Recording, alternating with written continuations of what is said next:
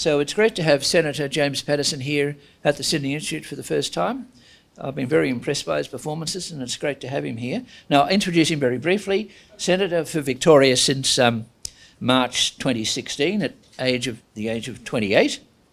Currently Shadow Minister for Home Affairs and Cyber Security, a member of the also Shadow Cabinet Secretary, and a member of the Coalition Leadership Group as of recent times. And the topic for tonight is domestic security and the future of the Home Affairs portfolio. Senator Paterson, you're very welcome.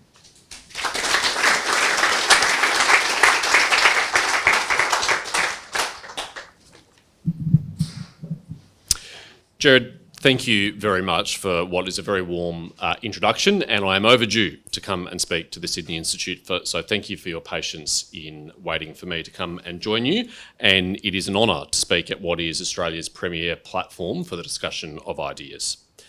In politics, it is rare to recommend people read the work of your opponents, but I want to make an exception, because a speech by the Albanese government's First Minister for Home Affairs, Claire O'Neill, provides a remarkable, although possibly unintended, insight into how Labor views national security. Minister O'Neill's speech to the National Press Club in December 2022 has not aged well. Even though she decried playing politics, Minister O'Neill mentioned Peter Dutton no less than 4 times and devoted much of the speech to critiquing his performance in the Home Affairs portfolio. She accused him of being too focused on, wait for it, boats and borders, terrorism and child exploitation, bikies, organised crime and illicit drugs, and my personal favourite, deportations. Dutton apparently had an oddly narrow view of Home Affairs because these were his priorities. The minister concluded by promising that the Albanese government would be taking a different approach on national security. I'm not sure if the minister knew at the time just how right she was. The Albanese government has indeed taken a very different approach to national security, and Australians have paid the price. From their immigration detainee debacle, to a new surge of boats, to deportation disasters and an anti-Semitism crisis, the Albanese government's handling of national security has been a litany of failures from the beginning. They only have themselves to blame.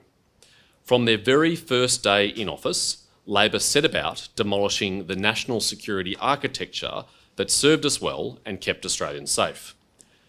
Before the first Albanese ministry was even sworn in, Attorney General Mark Dreyfus led a smash and grab raid of the Home Affairs portfolio. He removed the Australian Federal Police, the Financial Crimes Regulator AUSTRAC, and the Criminal Intelligence Commission into the Attorney General's portfolio. The only operational national security agency which remained with Home Affairs was ASIO. These machinery of government changes were never put to the Australian people.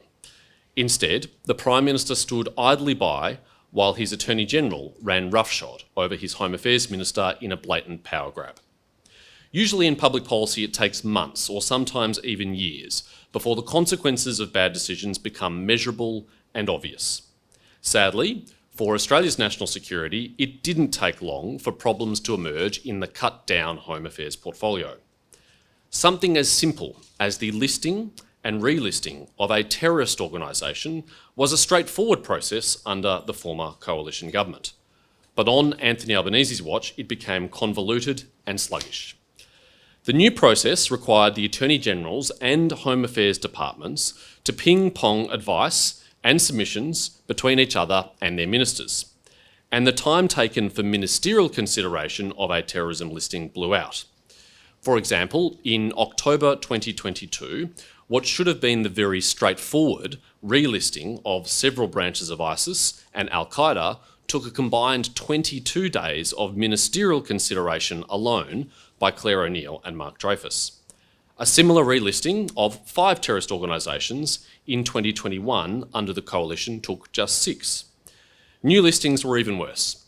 From start to end, the process to list the Houthis in 2024 took an astonishing 126 days, including an extraordinary 6 weeks of ministerial consideration by Minister O'Neill. By comparison, the coalition listed the neo-Nazi terrorist group The Base for the first time just following 8 days of ministerial consideration. Things got so bad that the chair of the Parliamentary Joint Committee on Intelligence and Security, Peter Khalil, was forced to write to Claire O'Neill to ask whether she supported the relisting in September 2023 of 3 terrorist organisations, including Boko Haram. In that relisting process, the Minister for Home Affairs had simply been left out altogether in an embarrassing stuff-up. These kinds of basic errors of process on one of the most fundamental counter-terrorism tools never happened under the previous Home Affairs construct. Obviously, the Prime Minister thought he had not yet done enough damage to the Home Affairs portfolio, because in his July 2024 reshuffle, in which he dumped Claire O'Neill and Andrew Giles from the portfolio, Mark Dreyfus struck again. This time, ASIO, our domestic security intelligence agency, was also ripped from Home Affairs and sent to Attorney Generals. Tony Burke, sworn into the new portfolio, is frankly Home Affairs Minister in name only. Despite holding responsibility under the administrative arrangements for national security policy and operations, he now has no operational law enforcement or intelligence agencies in his portfolio. He is the weakest Home Affairs Minister in the history of the portfolio, and he has the Prime Minister to thank for it. Perhaps that was why Tony Burke was missing in action from the announcement in August 2024 that the terrorism threat level was being raised on ASIO advice to probable. But it's utterly bizarre that the minister nominally responsible for counter-terrorism was not in attendance for a major announcement about the terror threat in Australia. In September last year, just weeks after the terrorism threat level was increased, the Saturday paper exposed the federal government's dysfunction on countering terrorism after states and territories threatened to go it alone because of Labor's ineptitude. This Prime Minister's weakness and bad judgment has undermined our counter-terrorism architecture. We now also have the curious situation where the minister who is politically responsible for the operational outcomes on law enforcement and national security is also required to independently assess whether a warrant is granted to ASIO. This causes an inherent and undesirable tension and conflict between operational outcomes and legal compliance. The Prime Minister even kicked out key national security agencies, including ASIO and ASIS, from the National Security Committee of Cabinet. And they replaced them with the Minister for Climate Change, Chris Bowen. I don't know about you, but somehow I doubt that Chris Bowen has better insights into our national security challenges than the heads of our intelligence agencies. And I fear that these administrative stuff-ups are just a small window into the dysfunction behind the scenes in the portfolio. Perhaps in a more benign security environment, we could afford such a confused national security architecture, but we are not. Australia is facing the most complex and serious strategic circumstances since the end of the Second World War. The wars in Europe and the Middle East have reminded us that geographically remote conflicts have global consequences, and Australia is not immune. In August 2024, the Director-General of ASIO returned Australia's national terrorism threat level from possible to probable. The Director-General stated that politically motivated violence, which encompasses terrorism, had joined espionage and foreign interference as our principal security concerns. The Director-General's warning was a sobering reminder that we live in precarious times, but unfortunately it comes as no surprise. Increasing social division and threats of violence in our communities have escalated dramatically since the 7th of October. They have been fuelled in part by the rising use of social media platforms as a primary source of news and information, and the problems that accompany this. We've seen teenagers charged with offences that police are alleged are motivated by terrorism, a shocking increase in anti-Semitism, and people proudly displaying the symbols of terrorist organisations on the streets of our cities. A caravan found by the roadside, packed with explosives in Dural and only disclosed yesterday, is just the latest and most disturbing incident in the escalating anti-Semitism crisis. The Australian Signals Directorate has spoken of near constant cyber attacks on our government networks and critical infrastructure. In his most recent annual threat assessment, Mr Burgess disclosed that ASIO is aware of one nation state conducting multiple attempts to scan critical infrastructure in Australia and other countries, targeting water, transport and energy networks. Against this backdrop, we cannot afford for our national security architecture to be undermined by party politics and egos in the cabinet room. We need a government ruthlessly focused on Australia's national interest. Whether it's this government's weakness, a distraction, or sheer incompetence, the outcome is the same. Australia is less safe on Labor's watch. Take the government's mishandling of the serious cyber threats facing Australia. The Optus cyber attack exposed how ill-prepared the Albanese government was to protect Australians from cyber criminals, let alone sophisticated nation states. Minister O'Neill took days before issuing any public statement and spent critical early response time publicly feuding with the victim of the attack instead of focusing on protecting users' data. The government swung wildly from publicly praising our critical infrastructure reforms as being the best in the world and trashing them to being not worth the ink printed on the paper. They made ambitious promises to make Australia the most cyber-secure nation in the world before later quietly scaling them back. While the cybersecurity strategy released by the Albanese government in 2023 commits only $192 million over 4 years, the Coalition's 2020 cyber strategy was backed by $1.67 billion of investment, and it was followed by the largest ever investment in AST's history through Project Red Spice, $10 billion over 10 years to effectively double AST in size, with 1,900 new personnel and the acquisition of new platforms, technologies and capabilities. While the Coalition led the world by banning Huawei and other high-risk vendors with close connections to the Chinese Communist Party from providing 5G mobile technology in Australia, Labor had to be publicly embarrassed by the opposition into removing thousands of high-risk devices from across the Commonwealth, including CCTV cameras and drones manufactured in foreign authoritarian countries. And they were one of the last governments in the Western world to finally remove TikTok from government devices because of the serious espionage risk it poses to users. Of course, these are not even the Albanese government's worst or most obvious failings when it comes to national security. Their slow and incompetent response to the High Court's ruling in NZYQ is seared into the brains of many Australians as a prime example of why this government is not up to the task of protecting our country. As soon as the High Court handed down its ruling on 8 November, it was clear that it would have major ramifications. The very next day, in a series of media interviews, I called on the government to urgently introduce legislation to allow the highest risk offenders to be re-detained. It took a full month before the government finally accepted that these tough new laws were necessary. But 13 months on, these powers to protect the community have not been used, not even once. The consequences have been serious. As we stand here today, at least 282 non-citizen offenders have now been released into the community by the Albanese government. Among them are serious violent criminals. 12 people convicted of murder or attempted murder. 66 rapists and child sex offenders. 97 who've committed serious assaults. 15 domestic violence perpetrators. 15 drug traffickers and 5 people smugglers. Yet despite this, as of the 31st of December last year, only 64 are subject to electronic monitoring and 37 are subject to a curfew. At least 65 of them have been charged with new criminal offences since their release. 10 more were let off for breaching their curfews and other offences because the former Immigration Minister Andrew Giles stuffed up issuing their visas. Perhaps he was too busy dreaming up his imaginary drone monitoring program, one of the more dumbfounding moments of this sorry saga. If it wasn't so serious, it might be comical, but Australians have paid a very real price for this government's incompetence when it comes to community safety.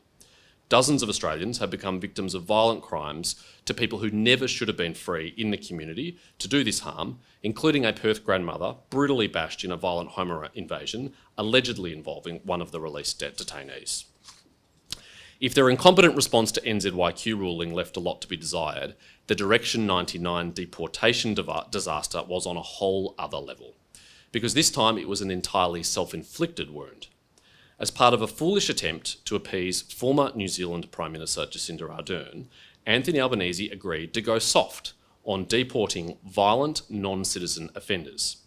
The previous government's refusal to water down our strong policy of deporting violent non-citizens is just one of the areas Claire O'Neill attacked the Coalition over in her press club address, because it apparently damaged our relationship with our Kiwi cousins.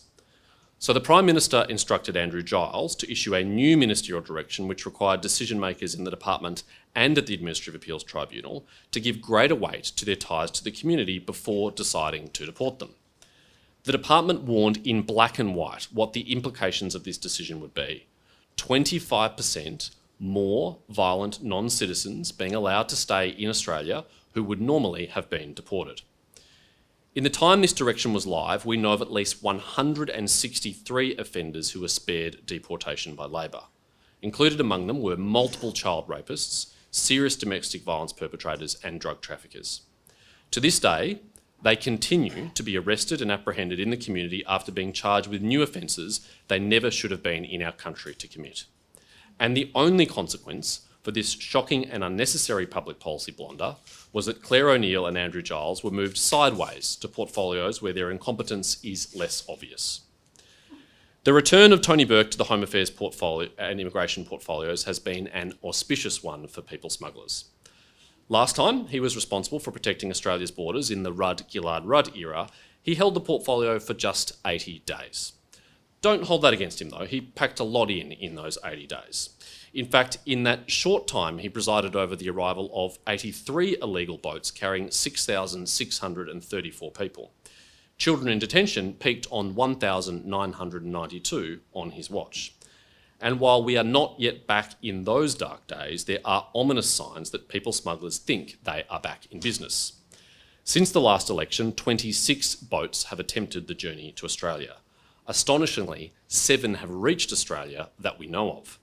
It's no surprise that these criminal syndicates are again testing our resolve. One of Labor's first acts in government was abolishing the use of temporary protection visas, a key part of our successful Operation Sovereign Borders policies and a powerful deterrent to illegal maritime arrivals.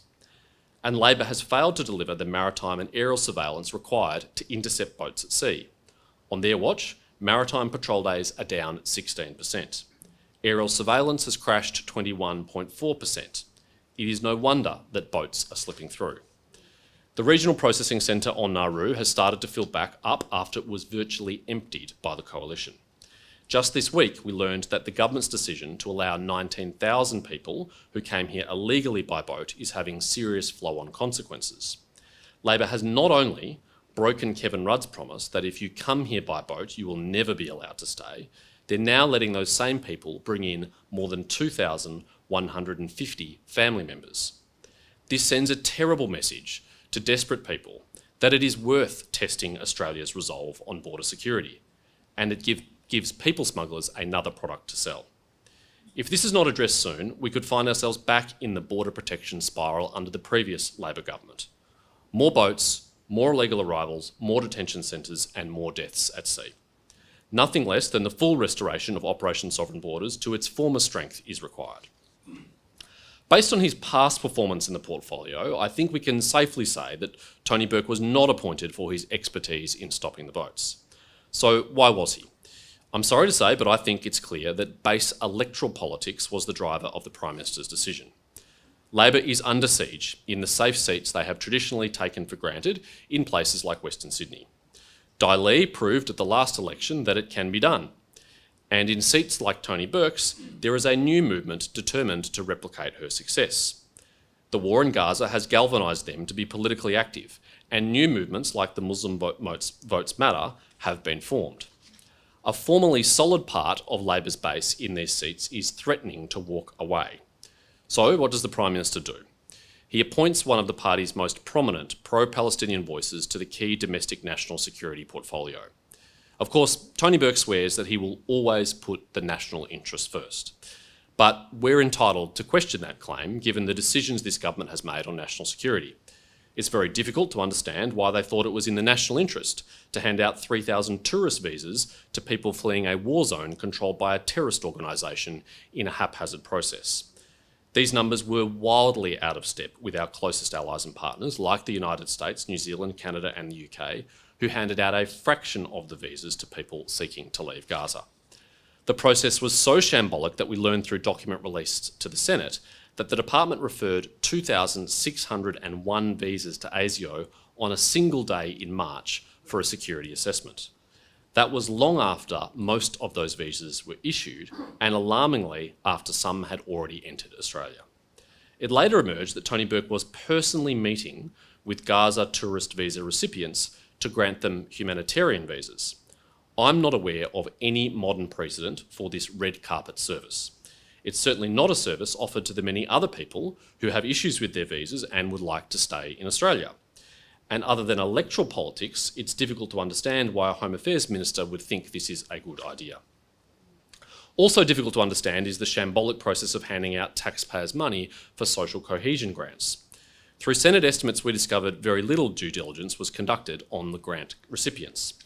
That was evident because a few hours of searching the social media platforms of the lucky beneficiaries showed dozens of examples of racial hatred, praise for terrorism, and even incitement to violence. Only the Labor Party would think giving taxpayers' money to hate preachers improves social cohesion. Even more shockingly, months after this was brought to their attention, the government admitted it had not cancelled or sought to retract a single one of these grants. The only explanation for this inexplicable decision is that the government puts its political interests ahead of the national interest. It is more concerned about votes in our inner cities and Western Sydney than it is about social cohesion.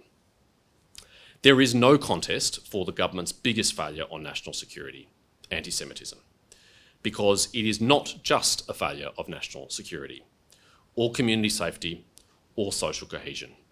It is a moral failure. Right from the start, the government has failed to recognise the seriousness of what we are confronting, let alone act on it. Anti-Semitism is a scourge. It cannot be tolerated, or overlooked, or ignored in the hope that it will go away, because it festers and it grows if it's not confronted.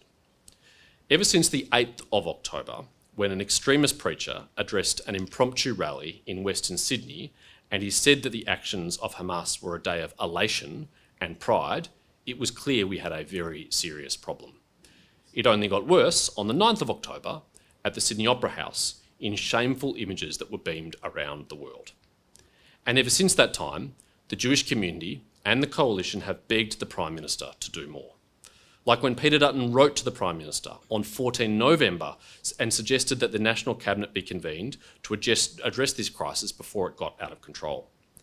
Anthony Albanese did not even have the courtesy to reply, and instead he spent 14 months making excuses for why a National Cabinet wasn't necessary. The day before he finally agreed to call one, he even said, "What people want to see isn't more meetings, they want to see more action." Finally, after a childcare centre was firebombed, he relented. But what was the action to come out of this meeting? A new national database on anti-Semitism.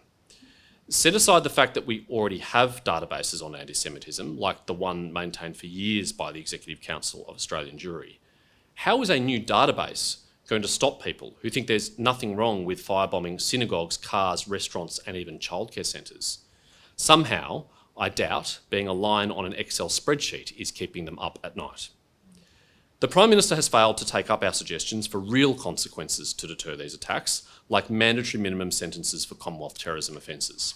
He declined to take up our offer to pass reformed incitement to violence provisions before Christmas, content to wait over a long summer of terror against the Jewish community before hopefully addressing it when the Parliament returns in February.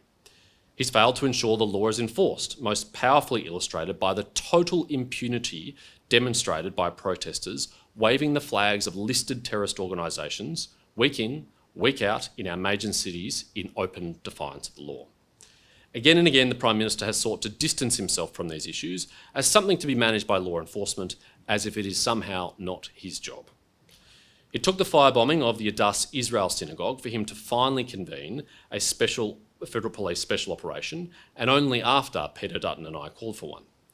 The 4 long days the Prime Minister waited before visiting, and the days of silence before Tony Burke made a public statement about the worst terrorist attack on the Jewish community in Australia will never be forgotten.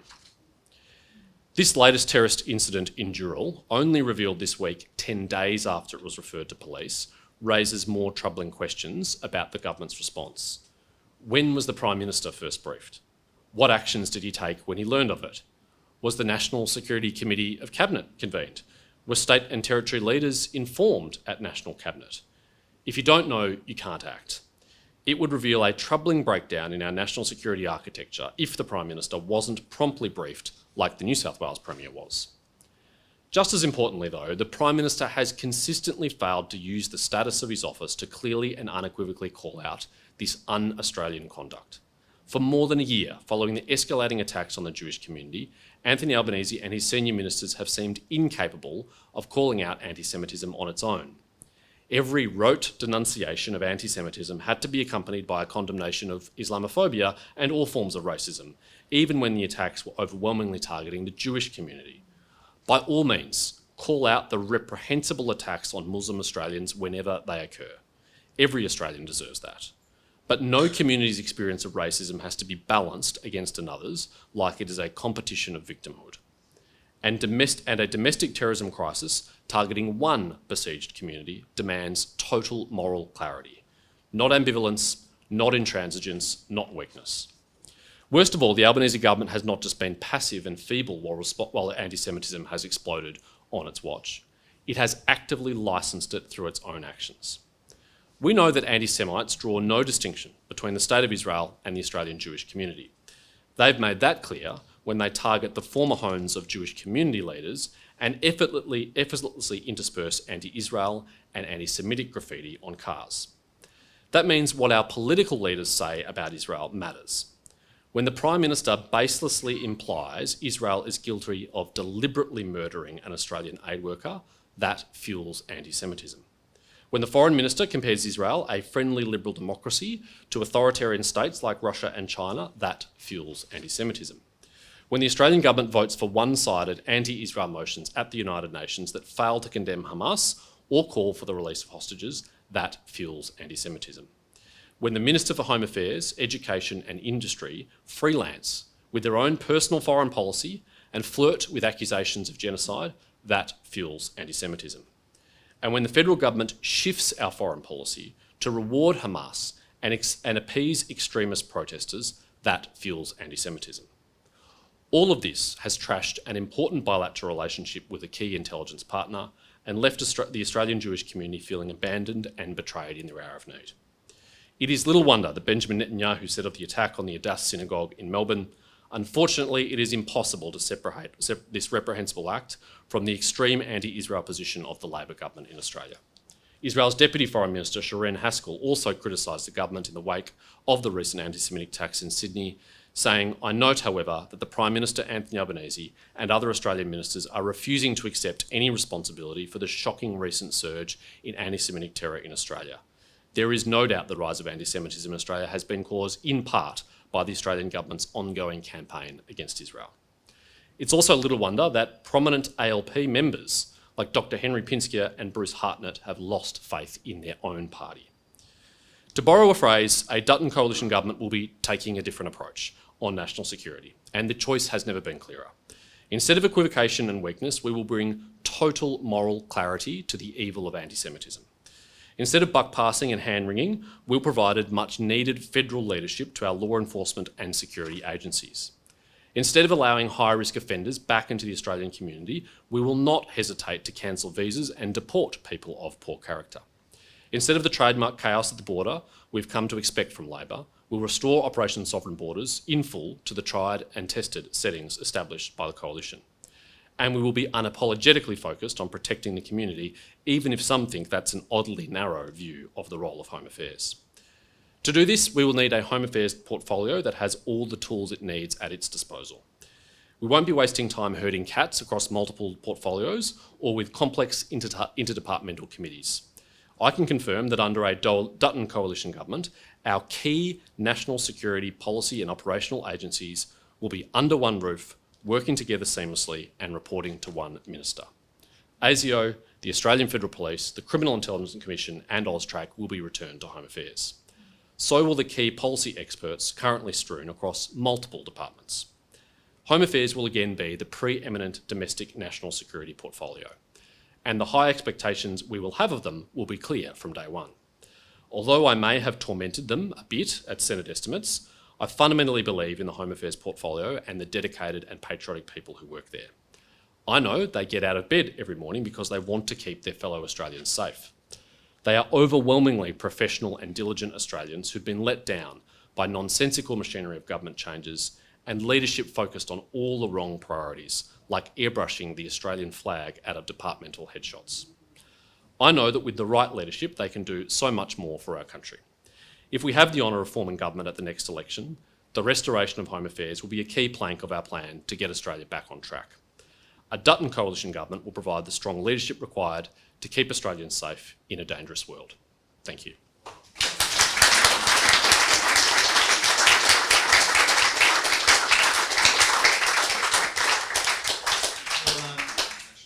Many thanks to Senator Paterson. We asked him to speak for 30 minutes and he spoke for exactly 30 minutes, sign of certain discipline, I think, yeah.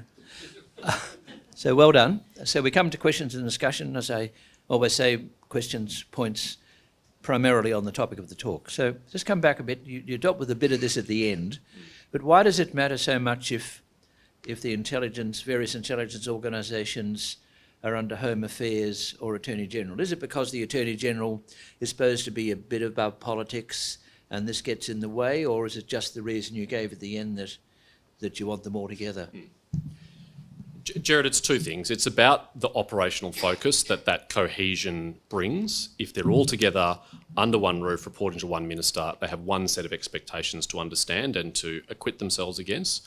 They have a monthly meeting with the Home Affairs Minister at which they have the opportunity to tell them what they think they're doing well and what they're not doing well. And there's no confused lines of authority or responsibility. And it's particularly important because ASIO and the AFP have shared responsibilities for counter-terrorism and counter-espionage and other issues. But the other reason is there is a genuine conflict that's set up at the heart of the structure at the moment, which is the Attorney General is the first law officer of the Commonwealth. They're responsible for the legal compliance of these intelligence agencies, especially ASIO. They directly approve warrants for surveillance that ASIO conducts. And yet at the same time as being supposedly independently assessing the legal compliance of those warrants, they're also politically accountable for the outcomes. There's a tension there. On the one hand, they want to approve all those warrants because they want to be demonstrating performance and delivery on operational outcomes. And on the other, they have to be sceptical and put a legal mind towards those warrants to make sure they're legally compliant. It's much better to have those roles completely separate. You have a Home Affairs Minister who's pushing hard for operational outcomes, and you have Attorney General who sits back a bit more calmly and dispassionately and says, have they ticked all the boxes? Have they dotted all their I's and crossed their T's? Just go be brief. Oh, yes, be brief. Thank you, Gerard. I would like to take you back to the question of boat arrivals. And I'm wondering, is there a process by which people can be processed in Indonesia? And if not, why not? Do the Indonesians not want it, or do we not want it, or what is it? That's a good question. The primary reason is that the people who come to Australia and often do so via Indonesia and use it as a way station on their journey to Australia have no interest in remaining in Indonesia and also have no interest in waiting in a UN refugee camp for an assessment of their merits. If they were willing to do that, then they would have done so probably in the country of departure or in the first country that they entered after they left the country of danger. So third country processing is possible, and we implemented it in government. It occurred in Manus Island and also in Nauru, and it still occurs today in Nauru. If you are intercepted at sea, and if the Australian government does manage to transfer you to Nauru, then your claims of asylum are independently assessed there. And if you meet the criteria for asylum, you are settled, just not in Australia. You're settled in third countries, other countries. New Zealand, for example, has agreed to take people in the past from Nauru rather than Australia. And that's critical because if it's just another stop on the destination to Australia, what's the disincentive for getting on a boat? There's a question out the back. Thank you. Generally speaking, where do the Teals stand on national security? That is a great question, and one I'm going to have difficulty answering because we don't know. They have said very little about national security generally, but they have had to cast some votes on national security bills from time to time, and I'll give you one example. A number of Teals, including Monique Ryan, the federal member for Kooyong, voted against the bipartisan legislation introduced after the NZYQ High Court judgment to allow these people to be redetained and for tough visa conditions to be imposed upon them. So essentially Monique Ryan's position was, cast in that vote, that these people should be released into the community with no restrictions at all, not even the restrictions that Labor has put on them, let alone what we propose, none at all. And I think that shows a reckless disregard for national security. Some other Teals have expressed some bewildering positions on questions like the funding of UNRWA, the Relief and Works Agency in Gaza, after it emerged that UNRWA employed terrorists who participated in the 7th of October. The Australian government initially paused our payments to UNRWA, which was the right call. But before the UN investigation into UNRWA was even complete, Teals, including Allegra Spender, the member for Wentworth, advocated Australia resuming our funding for UNRWA. I think not at all cognizant of the risk that we may inadvertently be funding terrorism. I think that's a very bizarre thing. Other Teals, like Zoe Daniel, have expressed scepticism about AUKUS, one of our most important national security defence initiatives. And I really do worry that not only would it be a bad thing if the Albanese government were re-elected, but it would be a particularly bad thing if he were re-elected in a hung parliament or a minority government and he was reliant on the Teals, God forbid the Greens, who would then get to express a view and have sway over all matters of policy, including national security. I think that would leave Australians much less safe. Senator, the current wave of anti-Semitism in Australia impacts on social cohesion. And to be perfectly honest, I've been 50 years in this country and I didn't see such an undermining of social cohesion during my time. But could I ask you, how do you see future of social cohesion in Australia and what government, if elected, will do about it? I'm very concerned. I think it's going to take a long time to fix this. I think it was foreseeable that because of the war in Gaza, there were always going to be community tensions in Australia, but they could have been managed very differently to how they have been managed. We could have made it very clear from the Prime Minister down that protest about foreign conflicts is a part of your rights as an Australian. You can exercise your right to free speech and assembly in that way, but that a very bright line will be drawn between protest and incitement to violence and between protest and praise for listed terrorist organisations. And because that didn't happen, either from the Prime Minister or from our law enforcement agencies who weren't charging people with these criminal offences of publicly displaying terrorist material, then people were emboldened. And when someone's emboldened, their behaviour escalates. And when it escalates, it's very hard to get back to where it was. And so we will have a very big task ahead of us if we have that honour. I think the first step will be part of demonstrating there are consequences. The second step is we won't be subsidising hate preachers with social cohesion grants, which seems slightly self-defeating to me. And then the third step is we have to use the pulpit of the Prime Minister's office and the status of the federal government to bring together community leaders and religious leaders and say, we are all Australians, we have to live together in a harmonious way, and you have a responsibility to help make sure that happens. You can have whatever views you like about whatever foreign conflicts there are in the world, but those conflicts cannot be brought here into our country. James, the reluctance of the government to respond to anti-Semitism has perplexed everybody in the community. One of the things that's perplexed me most is the reluctance of our security agencies to come to the fore in giving opinions on what is happening. What is going on behind the scenes? That's a good question. It is a fraught area for a security agency head to be in the public debate and to weigh into it. We've seen from time to time when that's happened that there's been blowback and controversy, and so they have to exercise that right, which they do have judiciously, and they should be very measured and careful about when they do that. But I think they should also do that in a way that sends a very clear message about their intent. And so, for example, in late September, after the IDF entered into southern Lebanon to deal with the problem of Hezbollah sending rockets into northern Israel, there was a big upsurge in the protests. The Hezbollah flags came out, and the federal police issued a joint statement with all state police and federal police and said, you have a right to protest, but it cannot include praising terrorist organisations. Well, why did that take 11 months following the 7th of October for a statement like that to be issued? That statement should have been issued on the 8th of October or the 9th of October in 2023. It shouldn't have waited for as long as it did. And I think the main missing ingredient has been a lack of political leadership. I assure you, if Peter Dutton was Prime Minister and this happened on his watch, he would have made very clear to those agencies, as I would if I was Home Affairs Minister, that you need to get on top of this and get on top of it quickly, and it will involve sending a message publicly about what you're going to do, and that could have been done much earlier. Senator Paterson, we've anti-Semitism having reached crisis proportions, what do you think it is going to take for the Labor government to act with urgency and with full legal powers? I'm not sure there's anything that we can do to make that happen, because I don't think their heart is in it. I don't think it's been a priority for them. I don't think they understand how serious it is. And I don't think they've got the stomach for the tough decisions that are required, including deporting people on visas if they're engaging in anti-Semitic behaviour, including legislating mandatory minimum sentences. Those are ideas which we've put to them, which they've rejected. Some of the ideas we put to them they did accept, and we've made some progress, and we're hoping that they'll see the light before the election, because for our country's sake, I want this problem addressed as soon as possible. But I fear it might require a change of government to actually get on top of this problem, because this government, I think, has demonstrated at so many different junctures they're just incapable of the leadership required to solve this problem.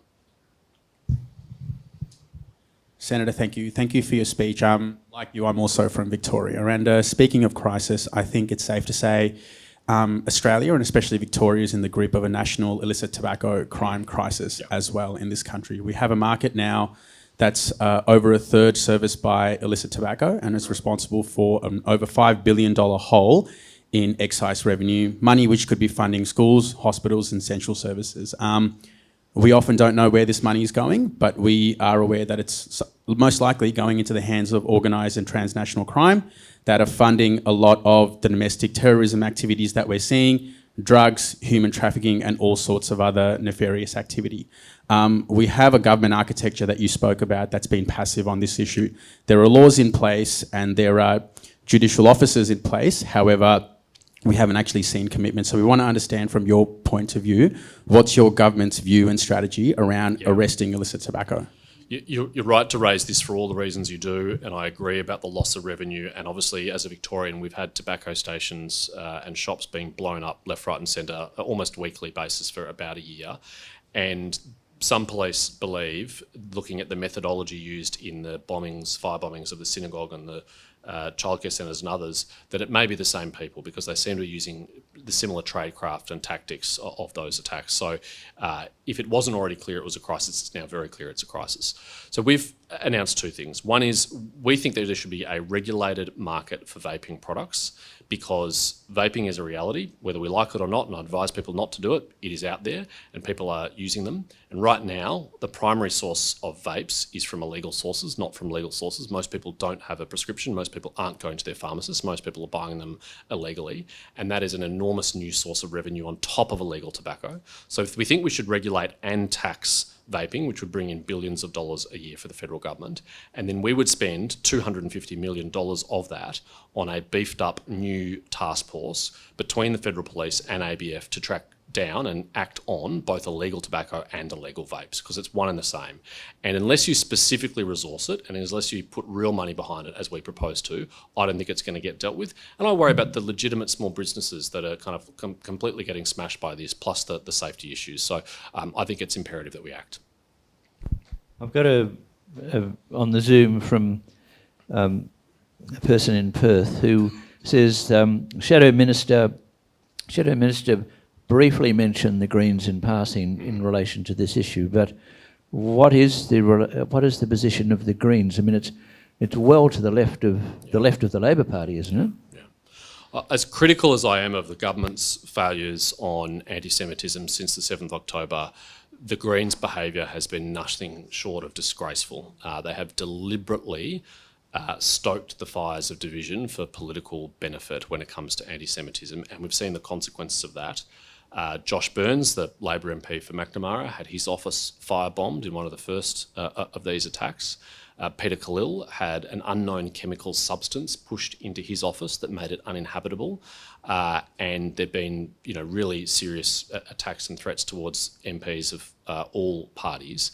And it's very clear when you look at the people who've been most targeted, it's not an accident that it's Peter Khalil and Josh Burns, because they're at the top of the Greens' target list. And the Greens are whipping up, false rumours about the government's involvement.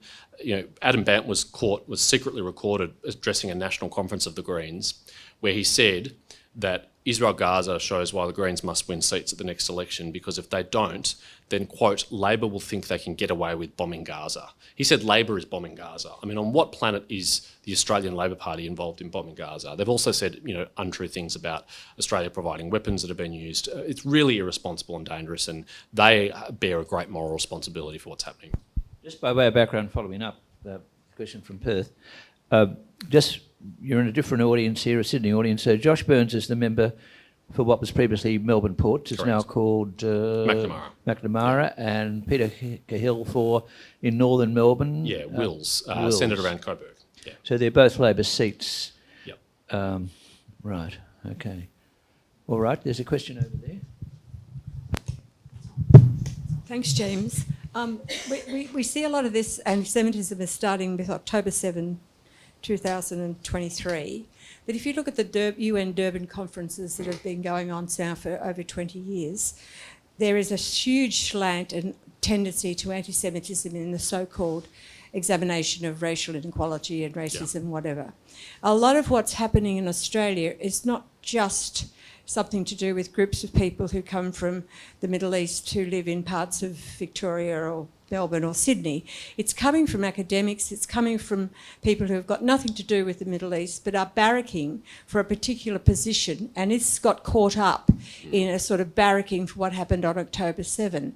How do we distinguish between these two threads, and what can we do? Because in some of the schools, and I'm not just talking about Islamic schools, I know from my grandchildren, even Catholic and Anglo schools, there's a complete indoctrination about Palestine and Israel. So what do we do?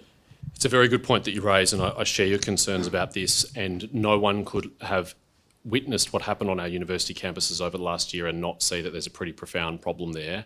And I'm disappointed with the response of most of our universities to that. They didn't understand why it shouldn't be acceptable to indefinitely occupy public space on a university campus. That's not a protest, that's an encampment, that's trespassing, let alone the things that they said and did at those so-called protests, those encampments. And we've had only another recent example in the last couple of weeks, the conference, the so-called anti-racism conference at the Queensland University of Technology. In the lead up to that conference, the Jewish community warned QUT, based on the speakers that were platformed, that this was likely to devolve into anti-Semitism, and unfortunately their worst fears were realised. And it's extraordinary to me that a speaker at that conference thought it was a good idea or an appropriate thing to do in the middle of an anti-Semitic domestic terror crisis to put up a series of slides in a comedy debate that mocked Jews based on their supposed political beliefs. I think that is really reckless and really dangerous, and QUT has nowhere to hide because they were warned and they didn't act. And that's one of the reasons why we think there should be a judicial inquiry into anti-Semitism on campus. We know there's a lot of fear in people coming forward. They don't want to report. They don't have confidence in the university institutions. They don't have confidence in a political process like a parliamentary inquiry, which is the Labor government's alternative. So we really think judicial inquiry is necessary. My colleague Julian Lisa has championed this, and we will do it. Is the Labor government showing any concern about the Chinese developments in artificial intelligence? Not much that you can see publicly based on the comments so far. The strongest we've had is from Andrew Charlton, the Special Envoy for Cybersecurity, who said that he wouldn't download it personally on his professional device, his mobile device, and he thinks that Australians should exercise caution. They're seeking advice from intelligence agencies, and I know they'll promptly turn that around. And I suspect what it'll show is, like TikTok, that it represents an espionage risk to users and a data security risk, and it should be probably removed from government devices. It shouldn't be allowed on government devices.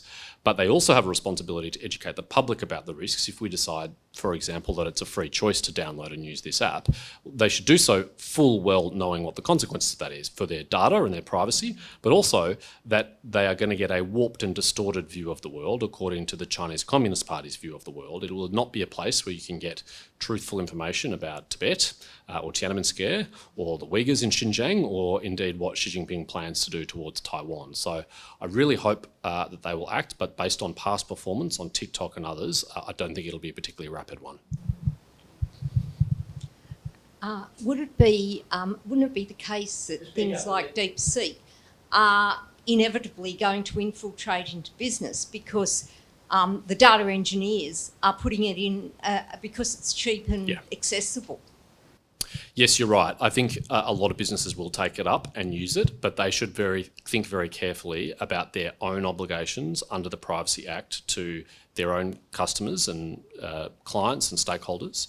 And if they were to expose their customers' data to a breach as a result of using an application like that, they could be held liable for that. So they should think very carefully. It might seem cheap on the sticker, but the long-term costs and consequences might be something they don't want to have to pay.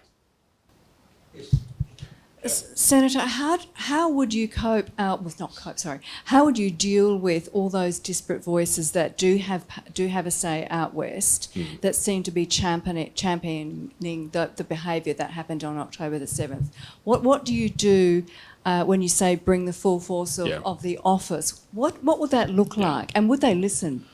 Well, it's no guarantee that they'd listen just to words, but that's where it starts. And I'd start, as I did when I spoke in the Senate debate about this, by expressing very sincere and genuine empathy for the Palestinian cause. I understand why people grieve for the loss of civilian life since the 7th October. It's a tragedy, and we should all be devastated by the Israelis who've died and the Palestinians who've died. But we should also remember who's responsible for those deaths, and that is Hamas. Hamas initiated this conflict.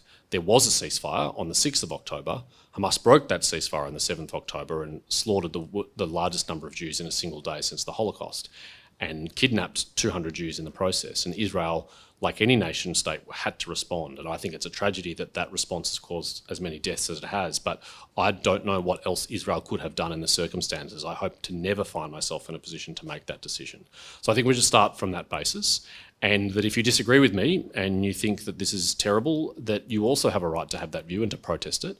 But that if you stray 1 centimetre beyond legitimate free speech and protest, that there'll be consequences. And you've got to follow through on that. You've got to tell them that, and you've got to follow through on that.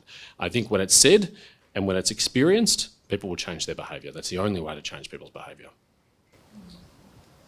I've got a question here from someone in Hobart who asked whether you think that the various intelligence agencies, ASIO, ASIS and the like, or particularly ASIO, the domestic ones, are adequately staffed in the current situation or not? Or is that something, the question goes on, is that something you would learn about if you get to government? Yeah, it's a great question, and the final part of it alludes to the dilemma. It's very hard from opposition to be confident about that because we have very limited access to information about that. I am on the Intelligence Committee and I have more access than most parliamentarians do, but even still, it's hard to assess whether they have what they need.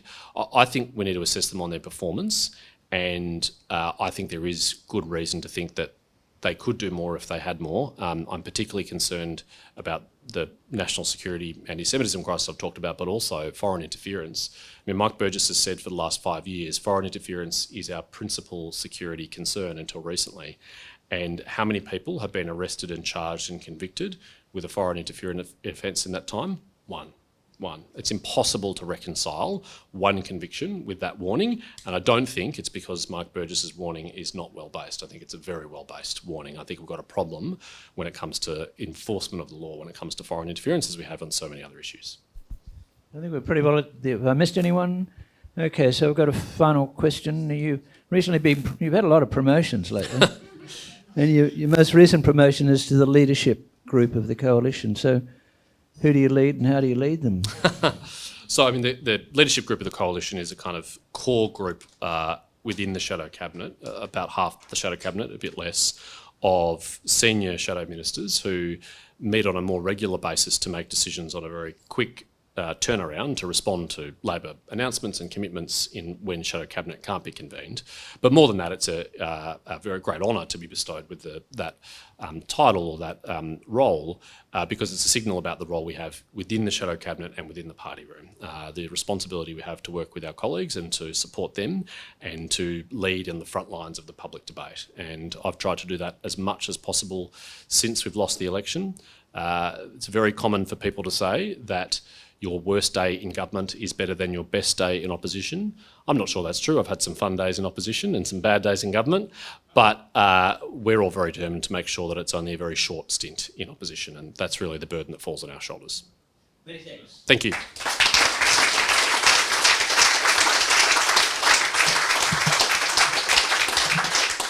Well, I'll be very brief. A lot of people here, and it's a very warm night. So I'd like to say you've certainly made an impact, that's for sure, and I think you've had a bit of fun in the process, and it can be fun in opposition. So many thanks for a very important speech here tonight. We had 2 important speeches in the last week, and it's grateful, but we're very grateful that you could spare the time tonight to come along, and a great performance. Well done. Thank you.